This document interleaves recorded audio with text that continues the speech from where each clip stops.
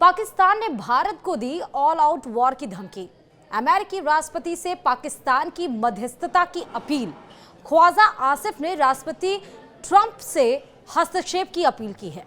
नमस्कार, आप देख रहे हैं न्यूज 18 राजस्थान का डिजिटल प्लेटफॉर्म और मैं हूं आपके साथ श्रुति श्रीवास्तव। पाकिस्तान को भारत के खतरनाक एक्शन का डर सता रहा है, लिहाजा पाकिस्तान के रक्षा मंत्री विदेशी मीडिया में रोते हुए भारत को गीदड़ भभकी देने की कोशिश कर रहे हैं। पाकिस्तान के रक्षा मंत्री ख्वाजा आसिफ एक के बाद एक विदेशी न्यूज चैनलों पर इंटरव्यू दे रहे हैं और दुनिया को भारत पाकिस्तान के जंग से होने वाले नुकसान को लेकर दुनिया को डरा रहे हैं। उन्होंने स्काई न्यूज को दिए इंटरव्यू में कहा कि भारत के एक्शन से पाकिस्तान ऑल आउट वॉर शुरू कर सकता है और इससे दुनिया पर गंभीर असर पड़ेगा।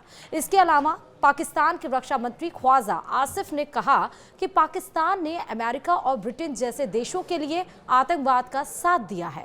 ख्वाजा आसिफ ने स्काई न्यूज को दिए इंटरव्यू में कहा कि भारत और पाकिस्तान दो परमाणु सशस्त्र देश हैं, लिहाजा अंतर्राष्ट्रीय समुदाय को चिंतित होना चाहिए। इसके अलावा उन्होंने नेगोशिएशन पर लौटने की अपील भी की है। ख्वाजा आसिफ ये बयान साफ तौर पर बताता है कि पाकिस्तान अंतर्राष्ट्रीय समुदाय से भारत और पाकिस्तान के बीच उपजे ताजा तनाव में शामिल कराना चाहता है। पाकिस्तान अंतर्राष्ट्रीय मध्यस्थता हासिल करने की कोशिश कर रहा है और इसीलिए विदेशी मीडिया के जरिए जंग से दुनिया को होने वाले नुकसान को लेकर आगाह कर रहा है। ख्वाजा आसिफ ने स्काई न्यूज से भारत के आरोपों को खारिज करते हुए दावा किया कि यह घटना तनाव बढ़ाने के लिए एक फॉल्स फ्लैग ऑपरेशन था। उन्होंने जोर देकर कहा कि पाकिस्तान की सेना किसी भी स्थिति के लिए तैयार है और चेतावनी दी कि भारत द्वारा की गई किसी भी कार्रवाई का जवाब दिया जाएगा। इसके अलावा उन्होंने अमेरिकी राष्ट्रपति डोनाल्ड ट्रंप से हस्तक्षेप की अपील की है। पाकिस्तानी रक्षा मंत्री ने चेतावनी देते हुए कहा, अगर बड़े पैमाने पर हमला हुआ तो स्वाभाविक रूप से बड़े पैमाने पर युद्ध होगा। अगर हालात नियंत्रण से बाहर हो गए तो परिणाम दुखद हो सकते हैं। इसके अलावा पाकिस्तान के रक्षा मंत्री बार बार स्काई न्यूज के सवालों पर ये हवाला दे रहे थे और ऐसा लग रहा था कि वो हकला रहे थे और ऐसा लग रहा था मानो कि वो अंतर्राष्ट्रीय समुदाय को हर हाल में इस तनाव में शामिल कराना चाह रहे हों।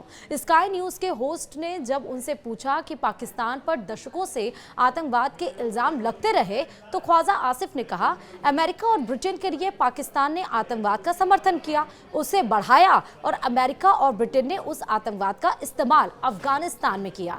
इसके अलावा पाकिस्तान के रक्षा मंत्री कई विदेशी मीडिया नेटवर्क पर इंटरव्यू दे रहे हैं और प्रोपेगेंडा फैलाने की कोशिश कर रहे हैं कि पहलगाम में जो हुआ आतंकवादी हमला असल में भारत ने ही किया। इसके अलावा पाकिस्तानी मीडिया भी लगातार 26 पर्यटकों की हत्या को फॉल्स फ्लैग ऑपरेशन बताकर नैरेटिव बदलने की कोशिश कर रहा है। पाकिस्तान भारत को मिलने वाले अंतर्राष्ट्रीय समर्थन से परेशान है। अमेरिका के राष्ट्रपति डोनाल्ड ट्रंप से लेकर व्हाइट हाउस और अब अमेरिका के डिफेंस अवर सचिव ने भी हर हाल में भारत को समर्थन देने की बात कही है। लिहाजा पाकिस्तान का डर काफी ज्यादा बढ़ चुका है। अमेरिका के अलावा फ्रांस, ब्रिटेन, रूस और इजराइल जैसे देशों ने भी पाकिस्तान के खिलाफ भारत का समर्थन कर दिया। चीन ने भी हमले की निंदा की और जिस अरब देश से पाकिस्तान को सबसे ज्यादा उम्मीद थी उसने भी पर्यटकों पर हुए हमले को आतंकवादी घटना कहा है।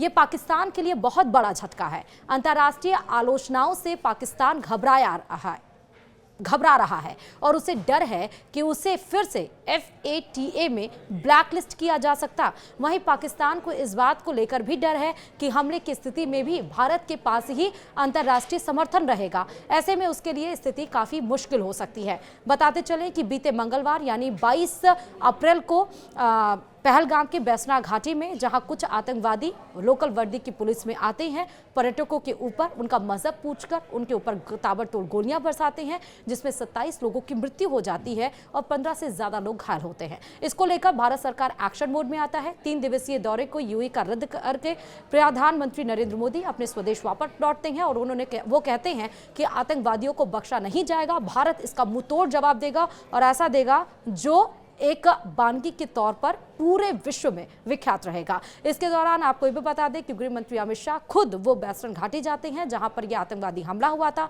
वहां से जानकारी जुटाते हैं और उस बाबत यानी कि 22 अप्रैल को ही शाम 6 बजे सीसीएस की बड़ी बैठक यानी कि कैबिनेट कमेटी ऑन सिक्योरिटी की बड़ी बैठक होती है प्रधानमंत्री अध्यक्षता में, और जहां पर बड़े फैसले लिए जाते हैं, जैसे कि सिंधु जल समझौता को रद्द किया जाता है जो 19 सितंबर 1960 में हुआ था जवाहरलाल नेहरू अयूब खान के द्वारा, और उसके बाद कई और बड़े फैसले दिए जाते हैं जिसके बाद से पाकिस्तान लगातार डरा हुआ है। देखना होगा कि इस मसले में क्या कुछ होता है। फिलहाल इस वीडियो में अभी के लिए इतना ही। देखते रहिए न्यूज़ 18 राजस्थान।